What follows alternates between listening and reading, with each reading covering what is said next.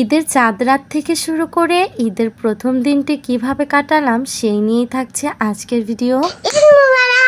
আসসালামু আলাইকুম, সবাইকে জানাই ঈদ উল ফিতরের অনেক অনেক শুভেচ্ছা। আমার মেয়ে যেহেতু অনেক অনেক বেশি কেক পছন্দ করে, তাই তার জন্য চাঁদ রাতে একটি ঈদ মোবারক লিখে কেক অর্ডার করে দিয়েছিলাম। তবে দুঃখের ব্যাপার হলো এই যে কেকটা ছিল পার্পল কালার, কিন্তু কোনোভাবেই আমার ক্যামেরাতে কেকটি একদমই ফুটেনি। কেকটি ছিল হোয়াইট এবং পার্পল কালারের কম্বিনেশন। অনেকভাবে চেষ্টা করেছি কেকের অরিজিনাল কালারটি আনার, কিন্তু কোনোভাবেই অরিজিনাল কালারটি আনতে পারি। এখন আমি অনেক বড় হয়ে গিয়েছি, তাই নিজের আনন্দটা একদমই ভিত্তিহীন মনে হয়। নিজের আনন্দটাকে খুঁজে নিয়েছি আমার ছোট্ট সোনামণিটার মাঝে। ঈদ মানেই আনন্দ, আর ঈদ মানেই যে আমাদের মুসলমানদের জীবনের স্পেশাল একটি দিন। ঈদের আনন্দটা উপভোগ করার জন্য চাঁদ রাতে একটা কেক কাটলাম। আর এই তো এই ভিডিও ক্লিপগুলো ছিল ঈদের দিন সকালে। আমার আব্বু সকালবেলা ঈদগাহ মাঠ থেকে নামাজ পড়ে এসে সকালের নাস্তা, সিমাই, রুটি এগুলো খেয়ে আমার মেয়েকে নিয়ে আমরা বাহিরে চলে আসি। আমার মেয়েটার ঈদের ড্রেসের সাথে